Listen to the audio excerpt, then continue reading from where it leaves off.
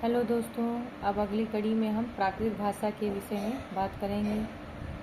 तो पहले एक प्रश्न है, उसका आंसर आप दीजिएगा कि प्राकृत भाषा में जो अनुस्वार होता है उसको किस नाम से जाना जाता है या किस नाम से उच्चारित करते हैं, ये आप बताइएगा कमेंट करके।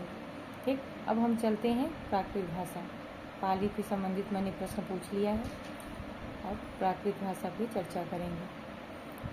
पहली सदी से 500 ईस्वी तक जिस भाषा का व्यवहार अधिक हुआ उसे प्राकृत भाषा के नाम से जाना जाता है। आचार्य हेमचंद्र इसे संस्कृत से निकली भाषा स्वीकार करते हैं।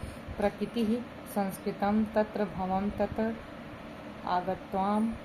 आगत्वम व प्राकृतम, अर्थात प्रकृति या मूल संस्कृत एक है और यह जो संस्कृत से आगत है वह प्राकृत है। आचार्य वासुदेव अपनी प्राकृत संजीवनी में लिखते हैं, प्राकृतस्य स्वरमेव संस्कृतः येनि, अर्थात प्राकृत ही जननी संस्कृत है। आचार्य लक्ष्मीधर अपनी रचना षड्भाषा चंद्रिका में लिखते हैं, प्रकृतेः संस्कृतास्तु प्रकृति मता संस्कृतास्तु विकृति प्राकृति मता, अर्थात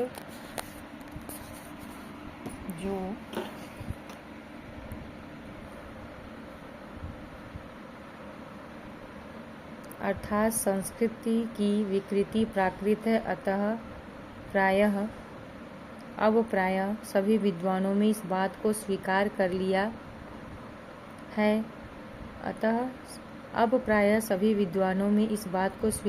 लिया है। प्राकृत की उत्पत्ति संस्कृत है।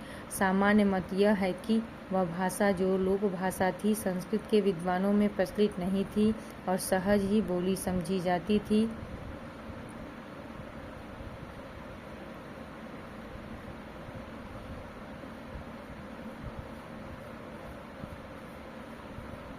वही प्राकृत कहलाई। प्राकृत वैयाकरणों में सर्वप्रथम नाम 7वीं सदी वरुचि का आता है। इन्होंने अपने व्याकरण ग्रंथ प्राकृत प्रकाश 12 परिच्छेद में प्राकृत के 4 भेद बताए: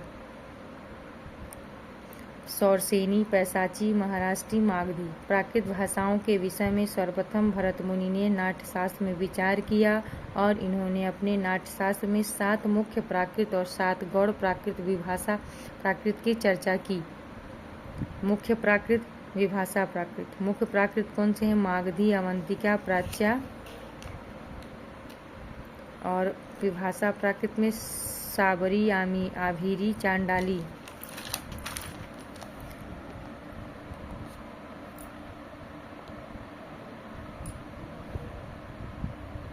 सूरसेनी, अर्धमागधी, बाहुलिक, दक्षिणात्या, महाराष्ट्री। तो ये 7 हैं मुख्य प्राकृत, और विभाषा प्राकृत में है 7। तो विभाषा प्राकृत क्या है?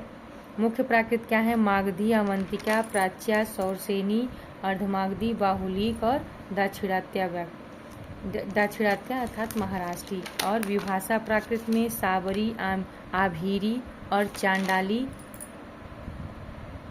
चांडाली, सचरी, द्राविड़ी, उदरजा, वनेचरी। ये क्या है? विभाषा प्राकृत। ठीक, अब आगे हम चलते हैं।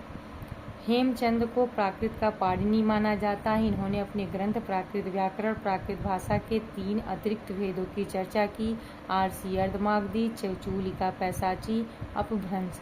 हेमचंद की चूलिका पैशाची को ही आचार्य दंडी ने भूत भाषा कहा है। इन्होंने अपने व्याकरण के उद्धरण के लिए आचार्य भट्टी के समान 12 काव्य की रचना की। इस प्राकृत की विशेषताएं निम्नलिखित हैं। प्राकृत में स्वर एवं व्यंजन निम्नलिखित हैं। स्वर 10 हैं, व्यंजन 39 हैं। इसमें री का व्यवहार पाली भाषा के ही समान होता है। इसमें री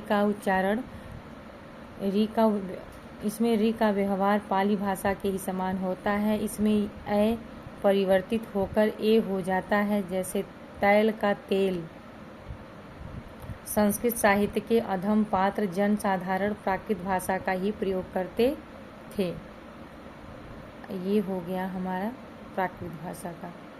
अब अगली कड़ी में हम बात करेंगे अपभ्रंश भाषा, उसके बाद आवहट, फिर पुरानी हिंदी, फिर मानक हिंदी।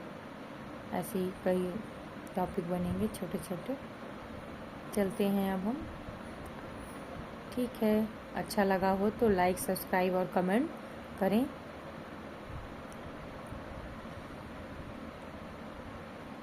और प्रश्न का मैंने जो प्रश्न पूछा है पहले शुरू में ही प्रारंभ में, उसका उत्तर देने दीजिए। नहीं समझ आए तो आप मैं आंसर दे दूंगी, आप प्रश्न पूछ लीजिएगा कि हमें नहीं पता।